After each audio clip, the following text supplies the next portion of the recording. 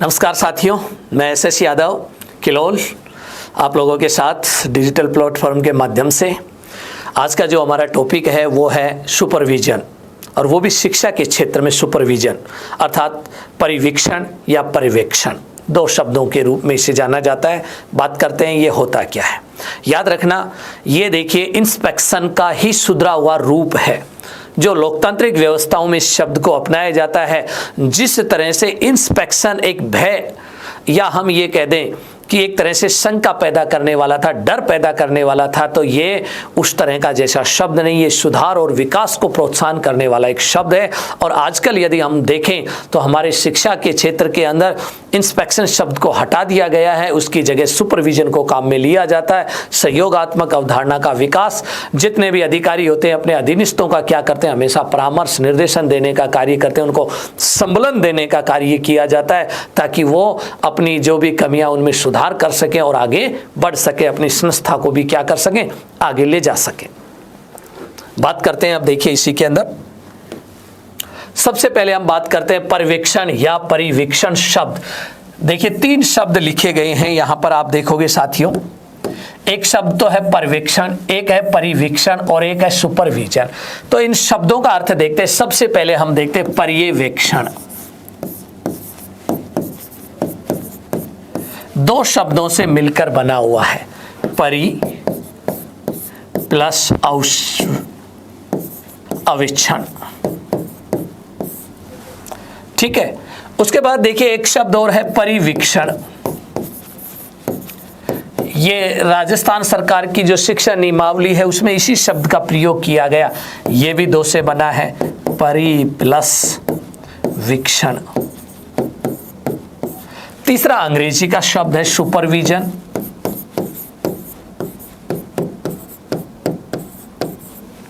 ये भी दो शब्दों से, सुपर और विजन। ठीक है। अब देखिए परि का मतलब होता है चारों ओर, अवीक्षण का अर्थ होता है देखना। इसी तरह परि का मतलब क्या है, चारों ओर। वीक्षण का मतलब भी होता है देखना। सुपर का मतलब होता है अलौकिक या दिव्य, दिव्य या अलौकिक।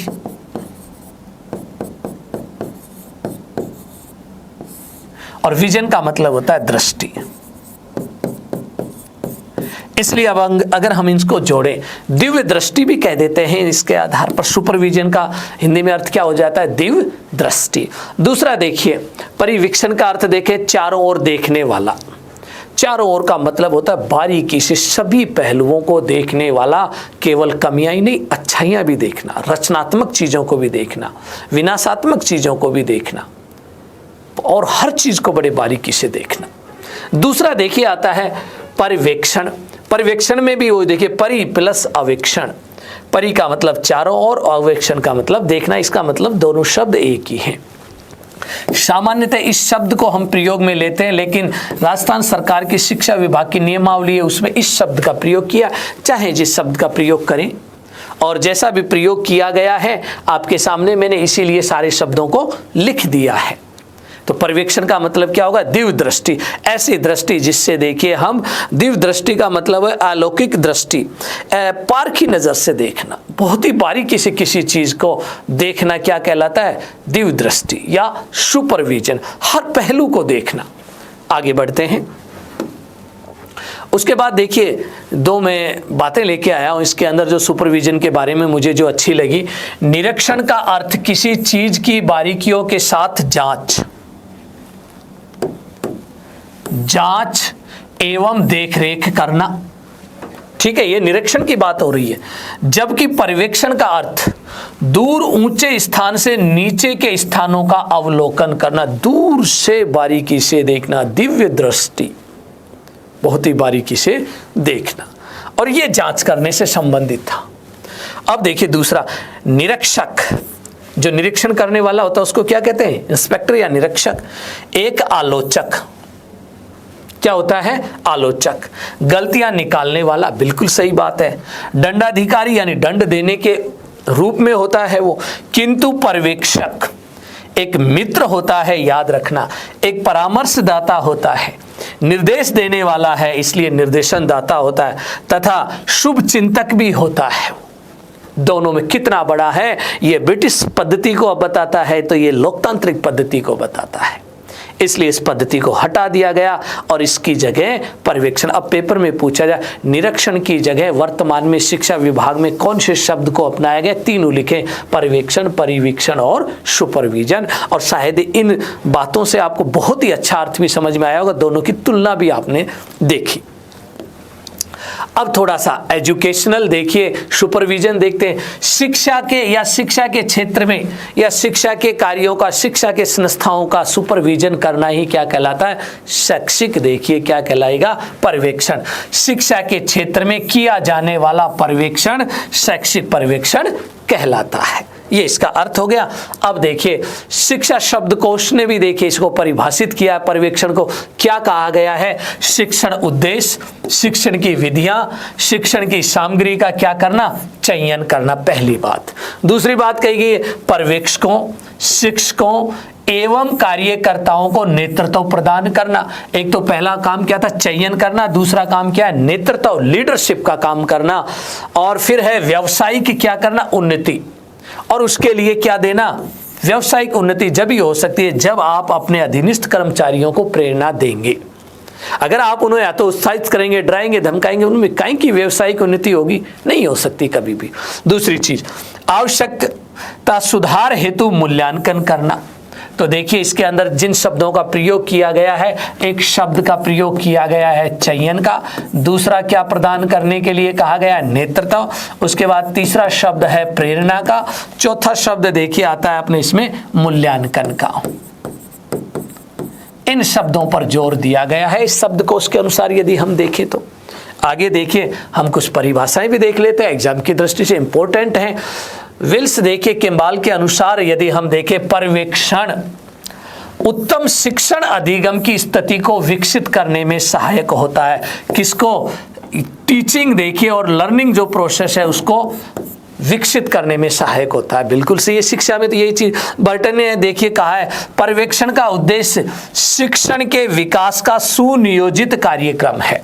इन्होंने देखिए एग्जाम में पूछा जाए, बर्टन कहते हैं सुनियोजित कार्यक्रम, तो किम्बाल क्या कहते हैं, शिक्षण अधिगम की स्थिति में क्या करना, विकास करना, उसे विकसित करने में सहायता करना। और देखिए एडम्स और डिक्की के अनुसार इनकी बहुत अच्छी परिभाषा, इंपॉर्टेंट डेफिनेशन भी है ये, शैक्षिक पर्यावरण शिक्षण को सुधारने का सुनियोजित कार्यक्रम है। शैक्षिक पर्यवेक्षण, ये गलत लिखा हुआ है, पर्यवेक्षण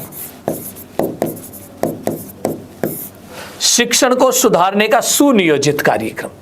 किसको सुधार लाने के लिए, ये एग्जाम की दृष्टि से बहुत ही अच्छा क्वेश्चन है, ये मैं बता देता हूं। पूछा जाए पर्यवेक्षण का मूल उद्देश्य क्या है, शिक्षण को सुधारना, शिक्षण की उन्नति करना ही इसका मूल उद्देश्य है, इसीलिए इसको हम शैक्षिक क्या कहते हैं, पर्यवेक्षण। जॉन ए बटरकी के अनुसार देखिए इन्होंने क्या कहा है, उत्तम पर्यवेक्षण का संबंध सदैव शिक्षकों के विकास, बिल्कुल सही बात है, क्योंकि मित्रतापूर्ण व्यवहार, निर्देश, छात्रों की प्रगति और शिक्षण अधिगम में सुधार, शिक्षक से भी बताया और बच्चों से भी देखिए, क्योंकि इंस्पेक्शन जो अधिकारी होता है न अभिभावकों से जुड़ता है न बच्चों से जुड़ता है, ये लेकिन जुड़ने की बात करी, उनसे संबंध स्थापित करने की बात इसमें कही गई है। अब देखिए इसके बाद शैक्षिक पर्यवेक्षण की विशेषताएं, और इन विशेषताओं को देखिए एक मैं डायग्राम के रूप में लिख रहा हूं, विशेषताएं जो एग्जाम की दृष्टि से इंपॉर्टेंट हैं। विशेषताओं की यदि बात करें, पर्यवेक्षण कैसा है, लोकतांत्रिक है भाई, कैसा है, लोकतांत्रिक है। दूसरा देखिए अगर हम इसकी बात करें कैसा है, क्रमबद्ध, वैज्ञानिक भी है, रचनात्मक भी है, वैज्ञानिक है, वैज्ञानिक है, रचनात्मक है, विनाशात्मक नहीं है। ये देखिए औपचारिक और अनौपचारिक किसी भी तरह का है, लेकिन इसमें एक्सपर्ट होता है, इसलिए हम इसे कहते हैं तकनीकी ज्ञान जरूरी है इसके अंदर, टेक्नोलॉजी, तकनीकी ज्ञान या कौशल पर आधारित है। उसके अलावा ये प्रेरणा देने वाला भी है, प्रेरणादायक भी है। उसके अलावा देखिए हम इसे देखें, अगर हम इसके बात करें, समस्याओं का समाधान भी करता है, समस्या समाधान भी करता है। करता तो वो भी था समस्या का समाधान, लेकिन ऐसे नहीं करता। नेतृत्व और परामर्श भी देता है। अभी हम बात कर रहे थे, हम नेतृत्व और परामर्श, इतनी सारी देखिए इसकी विशेषताएं हैं। और देखिए एक पर्यवेक्षण करना उच्च कौशल भी है, ऐसे नहीं है कि कोई भी व्यक्ति कर सकता, उच्च कौशल की बात भी कही गई है, उच्च कौशल है। और पर्यवेक्षण करना क्या है? एक सहयोग की भावना होती है, कला और विज्ञान भी है ये, सहयोग की भावना। याद रखना, ये विशेषताओं के अलावा मैं व्यवहारिक सा अर्थ बताता हूं। कोई टीचर पढ़ा रहा है, आपको कहा जाए कि जांच करो, आप अवलोकन करो, इंस्पेक्शन करो, पर्यवेक्षण करो, आप केवल देखिए उसकी बुराइयां नहीं देखेंगे, केवल अच्छाइयां नहीं देखेंगे। याद रखना, सुपरविजन पर्यवेक्षण का अर्थ होता है अच्छाइयां और बुराइयां दोनों को देखना, और अपने अधीनस्थ को यह नहीं कहना कि तुमने बहुत ही अच्छा पढ़ाया, नहीं, यह भी नहीं कहना कि आपने बहुत ही गलत पढ़ाया, आपकी शिक्षण बहुत अच्छा नहीं है, आपका जो काम करने का तरीका अच्छा नहीं, कुछ नहीं कहना ऐसा। ये तो इंस्पेक्शन हो गया। न अच्छा कहना न बुरा कहना, आपका उद्देश्य होता है विकास और सुधार का। आपको ये बताना है इस कार्य को ऐसे करते तो शायद बहुत ही अच्छा होता। अगर आज आप ये पाठ को पढ़ा रहे हैं, अगर इसके लिए शिक्षण अधिगम सामग्री का प्रयोग करते तो ये बच्चों को बहुत ही अच्छे से समझ में आता, और ऐसा आप करेंगे तो अपने पाठ को और ज़्यादा इफेक्टिव बना सकते हो। ये कहना होता है, इसके अंदर न गुण बताना, न दोष बनाना, न अच्छाई बताना, न बुराई बताना। हमारा उद्देश्य है जो चीज़ें लग रही है वास्तविक स्थिति से परिचय कराना और उस चीज़ में सुधार करना हमारा उद्देश्य होता है। उसके बाद देखिए इसकी आवश्यकता क्यों पड़ी, शैक्षिक पर्यवेक्षण की आवश्यकता, शैक्षिक पर्यवेक्षण की आवश्यकता। इसकी आवश्यकता क्यों पड़ी? अगर हम आवश्यकता की बात करें तो सिंपल सा है, देखिए इसकी आवश्यकता को नंबर 1 मैंने लिखा है, शिक्षकों को निर्देशन, समन्वय और मार्गदर्शन देने के लिए इसकी आवश्यकता पड़ी। बिल्कुल सही बात है, शिक्षकों को देखिए डायरेक्शन चाहिए कि कैसे वो अपने कार्य में सुधार कर सके, कैसे उन्नति कर सके। दूसरा, समन्वय स्थापित करना। तीसरी बात आती है मार्गदर्शन का उनका काम। कई बार क्या है कि कर्मचारी को पता नहीं होता, वो काम करता चला जाता है कि मैं सही कर रहा हूं या गलत कर रहा हूं, उसको पता नहीं, इसलिए सुपरविजन की आवश्यकता। दूसरे नंबर पर देखिए टीचिंग लर्निंग प्रोसेस का विकास, शिक्षण अधिगम प्रक्रिया में सुधार और उसका विकास करने के लिए इसकी जरूरत महसूस की गई। तीसरे नंबर पर आता है तकनीकी सहायता, क्योंकि ये टेक्निकल पार्ट है तो इसमें तकनीकी सहायता। उसके बाद नंबर 4 पे देखिए सतत व्यावसायिक विकास, इससे देखिए व्यवसाय में क्या आता है, निखार आता है। अगर आप पढ़ा रहे हैं, आपको कोई आपकी वास्तविक स्थिति से अवगत कराया जाए तो शायद आप उस चीज में और अच्छे से सुधार कर सकते हैं। कुशल नेतृत्व, बिल्कुल सही है, क्योंकि इसके अंदर नेतृत्व की आवश्यकता महसूस हुई। कोई ऐसा लीडर तो हो जो आपका लीडरशिप करे, नेतृत्व करे, आपको बताए आपको क्या करना है, कैसे करना है और किस तरह से अपने कार्य को संपादित करना है। नंबर 6 पर देखिए शिक्षण के उद्देश्यों को प्राप्ति के लिए हमें इसकी आवश्यकता महसूस हुई। उसके बाद देखिए ये एक लोकतांत्रिक प्रणाली, सब मिलजुल कर काम करें, उस पद्धति को बढ़ावा देता है। फिर उसके बाद आता है नंबर 8 नवीन ज्ञान व कौशल। बिल्कुल सही बात है, शिक्षकों में नवीन ज्ञान और कौशल यानी नई नई अवधारणाओं से परिचय कराने के लिए इसकी आवश्यकता महसूस की गई। आगे देखते हैं। शैक्षिक पर्यवेक्षण का क्षेत्र 2 क्षेत्रों में बांटा गया है अलग अलग विद्वानों द्वारा। एक तो निदानात्मक, निदानात्मक शब्द बना है निदान से। निदान देखिए चिकित्सा विज्ञान का शब्द है जिसका अर्थ होता है डायग्नोसिस करना, अर्थात रोग के लक्षणों का पता लगाना। और यहाँ रोग के लक्षणों का पता नहीं, हमारी संस्था हमारी व्यवस्था के अंदर जो कमियां हैं, जो प्रॉब्लम्स है, उनका पता लगाना उस रूप में लिया जाता है। फिर उसका क्या करना, समाधान। जैसे कक्षा शिक्षण, क्योंकि टीचिंग की प्रोसेस क्लासरूम में होती है, उसकी कमियों का पता लगाना। दूसरा देखिए गृह कार्य, बच्चे को जो गृह कार्य दिया गया है वो सही दिया जा रहा है या नहीं दिया जा रहा है, उसके क्षेत्र में। और तीसरा क्षेत्र आता है शिक्षक के क्षेत्र में, शिक्षक का व्यवहार है, शिक्षक के पढ़ाने का तरीका है, ये सब चीज़ें हमारी किसमें निदान। दूसरा आता है मार्गदर्शन के रूप में। अब देखिए पर्यवेक्षण को हम लेते हैं मार्गदर्शन, यानी उनको रास्ता दिखाने के लिए, समन्वय करने के लिए, परामर्शदाता के रूप में। ये तो कमियां बताने के लिए है और ये उसको रास्ता बताने के लिए है। रास्ता बताने के लिए देखिए व्यावसायिक समस्याओं का समाधान करना, अगर किसी कर्मचारी को या अधीनस्थ को किसी प्रकार के अपने व्यवसाय में समस्या फील हो रही है, उसका समाधान करना है, तभी तो आप मार्गदर्शन करेंगे। दूसरा देखिए शिक्षण के गुण दोषों को बताना उसको। तीसरा देखिए शिक्षोत्तर त्रुटियों को दूर करना, पढ़ाते समय या पढ़ाने के बाद जो भी त्रुटियां आती है उनको क्या करना, दूर करना। पेपर में पूछा जा सकता है कितने रूप है, निदानात्मक और मार्गदर्शन के रूप में। पर्यवेक्षक के गुण, अगर हम बात करें, यहां देखिए पर्यवेक्षक की बात कही गई है। पर्यवेक्षक के गुण, जो पर्यवेक्षण करने के लिए आता है उसके अंदर क्या क्या गुण होने चाहिए, 3 गुणों को बांटा गया। एक तो व्यक्तिगत गुण, दूसरा देखिए प्रशासनिक और तीसरा व्यावसायिक।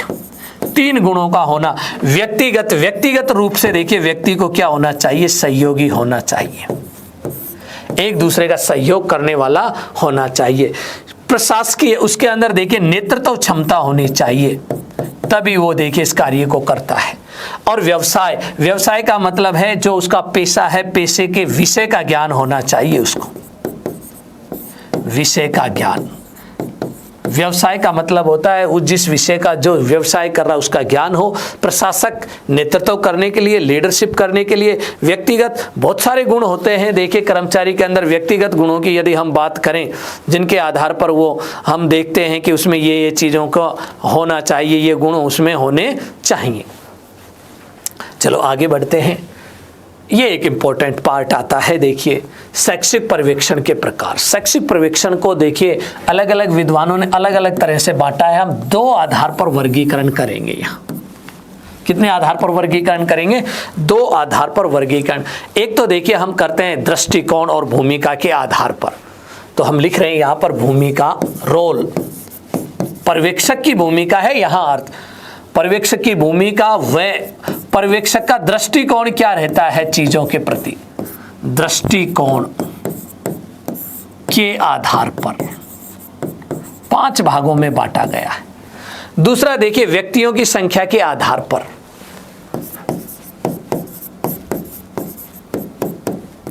व्यक्तियों की संख्या के आधार पर,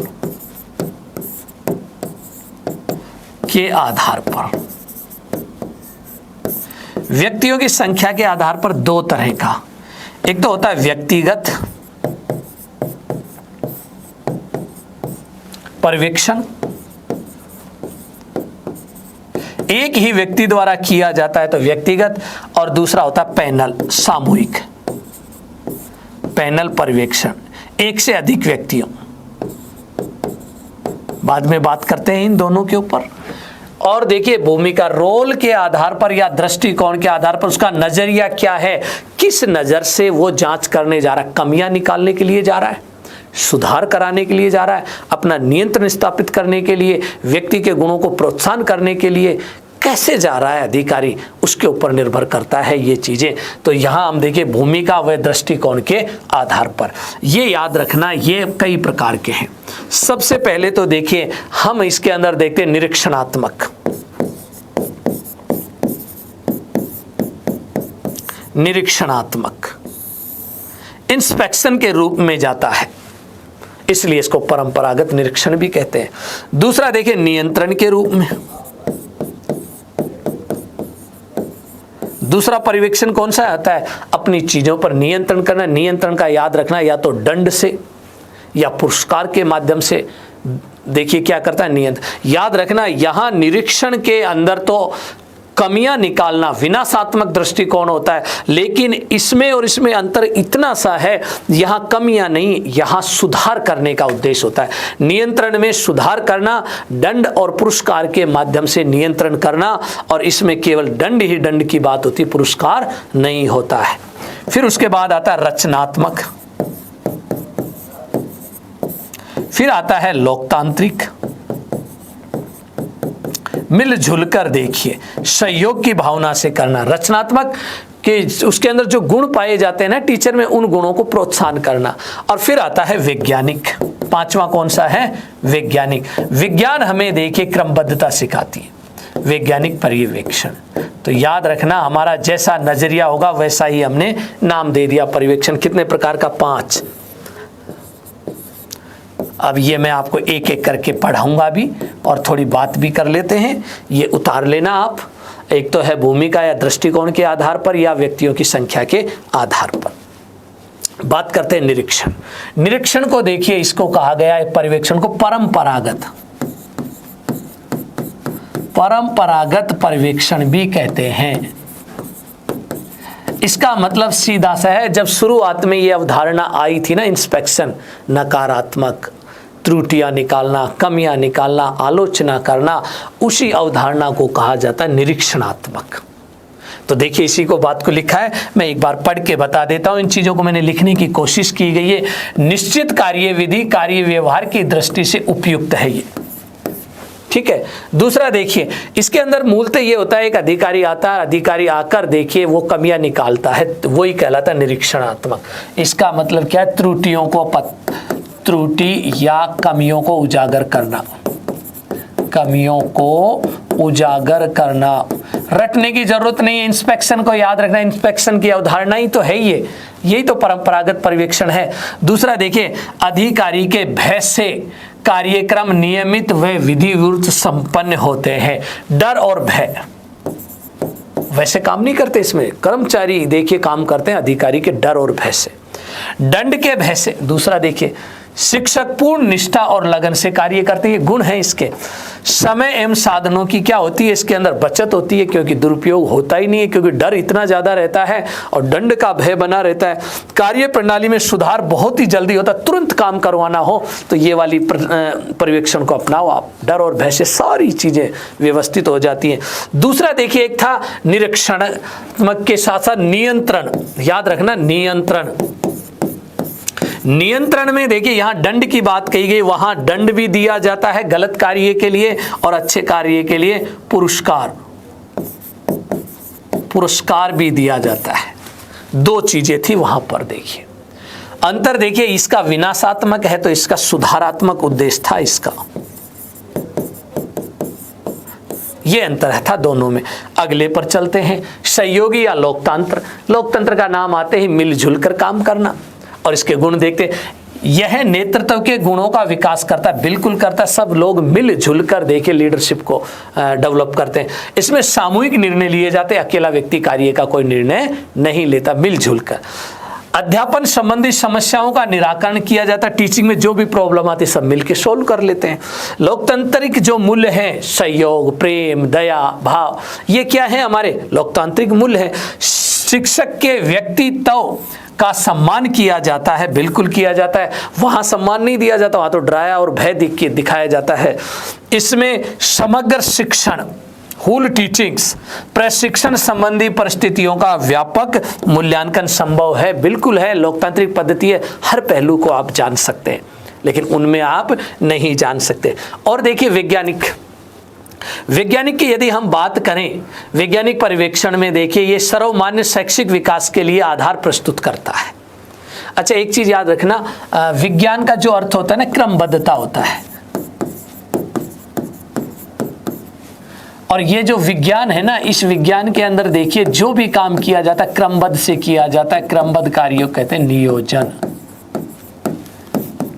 लचीलापन, वस्तुनिष्ठता और वैध, ये चीजें देखिए पूछ ली जाती है। वैज्ञानिक जो पर्यवेक्षण है उसके गुण है, प्लानिंग है, फ्लेक्सिबिलिटी है, ऑब्जेक्टिव्स है और वैलिडिटी है। अब मैं पढ़ देता हूँ। सर्वमान्य शैक्षिक विकास के लिए आधार प्रस्तुत करना जो सबको मान्य हो, बिल्कुल सही बात है। वैज्ञानिक है, विश्वसनीय और वैध होने के कारण क्या होगा? सर्वमान्य होगा। यह व्यवस्थित क्रमबद्ध, क्योंकि विज्ञान का अर्थ ही मैंने आपको बताया व्यवस्थित या क्रमबद्धता, वैध और विश्वसनीय विधियों पर आधारित होता है। यह किसी प्रकार के पूर्वाग्रह पर आधारित नहीं होता, याद रखना, ये किसी भी प्रकार के पूर्वाग्रह पर आधारित नहीं होता है। अविश्वास की स्थिति में प्रक्रिया को दोहराया जा सकता है जब लोगों का विश्वास हो तो, क्योंकि परिणामों की पुनरावृत्ति होगी। यही तो क्या है, विश्वसनीयता है। बार बार इसको हम दोहरा सकते हैं। इसके निष्कर्ष के आधार पर पर्यवेक्षण सिद्धांतों का विकास किया जा सकता है। तो ये सारी चीजें याद रखना। इसमें विश्वसनीय, वैधता, वस्तुनिष्ठता, लचीलापन और नियोजन और क्रमबद्धता को क्या किया गया है, शामिल किया गया है। रचनात्मक अधिनिष्ठ में जो भी गुण होता है, किसी हर व्यक्ति में कोई ना कोई एक गुण होता है क्रिएटिविटी का, उस गुण को प्रोत्साहन करना ही रचनात्मकता कहता है, पहचान करके। शिक्षकों और छात्रों के सृजनशील गुणों का विकास करना, सीधी सी बात है। यह पर्यवेक्षण वैज्ञानिक तथा लोकतंत्रीय विधियों का प्रयोग करता है। इसमें नई नई शिक्षण विधियों के प्रयोग परीक्षण के अवसर उपलब्ध होते हैं। नवीन कार्य के प्रति रुचि जागृत होती है। इसमें व्यावसायिक संतुष्टि प्राप्त होती है। किसी गुण विशेष को प्रोत्साहन देना, गुण विशेष को पहचान कर प्रोत्साहन देना, ये है। देखिए इसमें व्यक्तियों की संख्या के आधार पर, मैंने अभी बताया था आपको दो तरह का, व्यक्तियों की संख्या के आधार पर कौन कौन सा था। एक तो मैंने नाम रखा था व्यक्तिगत, इंडिविजुअल, व्यक्तिगत पर्यवेक्षण। एक ही व्यक्ति द्वारा करना, एक ही व्यक्ति द्वारा या अधिकारी द्वारा। नंबर 2, पैनल पर्यवेक्षण। ये पूछा जा सकता है, पैनल पर्यवेक्षण, एक से अधिक विषय विशेषज्ञों द्वारा।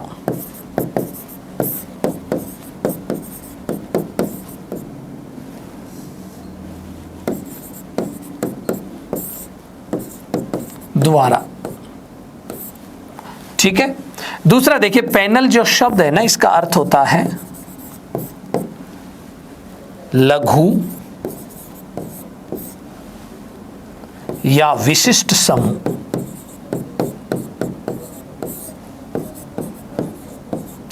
जैसे पैनल के अंदर 2 या 2 से अधिक लोग आते हैं, एक विज्ञान का, एक गणित का, एक अंग्रेजी का साथियों को लिया जाए, एक वित्त विभाग को जानने वाला, एक प्रशासनिक कार्य पद्धति को जानने वाला, एक पूरा दल आता है और बारीकी से जांच करता है, उसको कहा जाता है पैनल पर्यवेक्षण। तो ये व्यक्तियों की संख्या के आधार पर कितने भागों में बांटा गया है, व्यक्तियों की संख्या के आधार पर इसे बांटा गया है 2 भागों में। एक तो व्यक्तिगत होता है और एक कैसा होता है, सामूहिक होता है। आगे देखिए, भारत में पर्यवेक्षण संबंधी समस्याएं। पर्यवेक्षण में देखिए भारत में कुछ समस्याएं बताई गई। एक तो पर्यवेक्षकों का अभाव पाया गया है। सिंपल सी बातें हैं। कार्यभार की अधिकता, बिल्कुल सही बात है। पर्यवेक्षकों पे कार्यभार बहुत ज़्यादा होता है, वो जल्दबाजी में होते हैं, जांच ही सही ढंग से नहीं कर पाते। पर्यवेक्षण कार्य शीघ्र में होना, जल्दी पर्यवेक्षण करना, पूरे दिन भर करने के बजाय 1 घंटे में ही जांच कर लेना। पर्यवेक्षकों का प्रशिक्षण नहीं होना समय समय पर। जब तक वो देखिए उनको विषय के बारे में नहीं बताया जाएगा तो जानेंगे कैसे। कुछ देखिए कोटेशन है आयोगों द्वारा दी गई रिपोर्ट में भी कहा गया है इस बात को, कि जैसे कलकत्ता विश्वविद्यालय आयोग 1919 में कहा गया है, पर्यवेक्षण कार्य बहुत ही शीघ्रता से होता है, जल्दी होता है। दूसरा देखिए, हरटोंग समिति 1929 के अनुसार पर्यवेक्षकों की संख्या अपर्याप्त होने के कारण शिक्षा में अपव्यय की मात्रा अधिक होती है, क्योंकि इनकी संख्या पूर्ण नहीं होती है। कैसी होती है, अपर्याप्त होती है। और देखिए इसके बाद आचार्य नरेंद्र देव, इन्होंने भी देखिए कहा था 1949 के अनुसार शिक्षा पर्यवेक्षण का कार्य यांत्रिक और नैतिकी बताया, इन्होंने यंत्रवत बताया। देखिए मशीन की तरह औपचारिक रूप से होने वाला। माध्यमिक शिक्षा आयोग ने देखिए 1952 के अंदर गठन होता है, 53 में आती है रिपोर्ट, इसलिए 1953 लिखा है। अनेक स्थानों पर पर्यवेक्षण केवल औपचारिक होता है। कैसा रह जाता है, औपचारिक। अनौपचारिक होना चाहिए, हर पहलू की बहुत ही अच्छे से जांच होनी चाहिए। उसके बाद देखिए संस्था प्रधान द्वारा पर्यवेक्षण या परिवीक्षण में आपको अब यहाँ एक बहुत इंपॉर्टेंट दस्तावेज बताने वाला हूँ, ध्यान रखना। शिक्षा संहिता भाग प्रथम, राजस्थान सरकार के शिक्षा विभाग द्वारा कोड ऑफ कंडक्ट भी कहते हैं ना, वो एजुकेशनल कोड भी कहा जाता है इस पुस्तक को। और ये जो पुस्तक है शिक्षा संहिता 2 किताब चलती है, भाग फर्स्ट और भाग सेकंड। भाग फर्स्ट के अंदर देखिए जो बताया गया है वो बताया गया है कि ये जो पर्यवेक्षण या परिवीक्षण जो किया जाता है ना, इसकी एक योजना बनानी चाहिए। पहले योजना तैयार करना कौन करेगा? संस्था प्रधान द्वारा एक योजना तैयार करना, किसी समय चक्र के अनुसार, टाइम टेबल के अनुसार, समय चक्र को ध्यान में रखते हुए के अनुसार कब कब और कैसे कैसे देखिए जांच करनी है इसकी योजना। इसके लिए देखिए कुछ मापदंड बताए गए हैं, याद रखना ये मापदंड इंपॉर्टेंट है। मापदंड देखिए, पहला मापदंड बताया गया है जांच करने का, अगर 30 तक शिक्षक हैं, यानी आपके स्कूल में 30 शिक्षक तक हैं तो 3 बार जांच होगी आपकी, 3 बार पर्यवेक्षण होगा, 3 बार याद रखना, 30 पर 3। और 30 से अधिक हैं, 30 से अधिक हैं तो याद रखना 30 से अधिक होने पर एक सेशन में 2 बार पर्यवेक्षण। और जितने भी प्रभार दे रखे, प्रभारी बना रखे, और कार्यों का प्रभार या प्रवृत्ति या कार्यभार का 2 बार पर्यवेक्षण या परिवीक्षण करना जरूरी। ये 3 चीजें हैं एग्जाम की दृष्टि से इंपॉर्टेंट। और बाकी तो समय समय पर सरकार द्वारा निर्देश जारी किए जाते रहते हैं, उनमें बताया गया है। और इसी पुस्तक के अंदर देखिए जो पर्यवेक्षण जो बताया गया है ना, उसके 3 प्रकार बताए गए हैं इसके अंदर। पर्यवेक्षणकर्ता के आधार पर, पर्यवेक्षणकर्ता के आधार पर,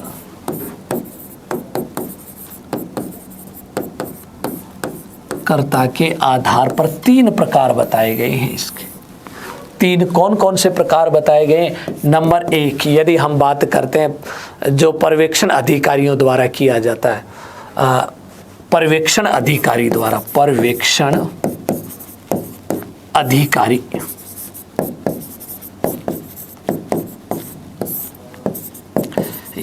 एक अधिकारी आए और जांच करे तो ये तो कैसा होगा? व्यक्तिगत हो गया।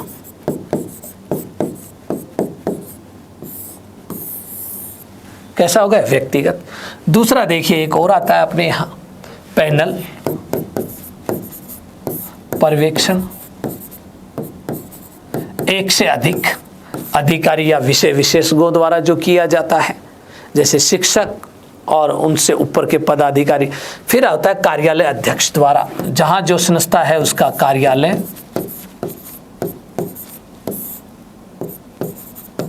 अध्यक्ष द्वारा। ये सूचित और असूचित दोनों तरह का करता है।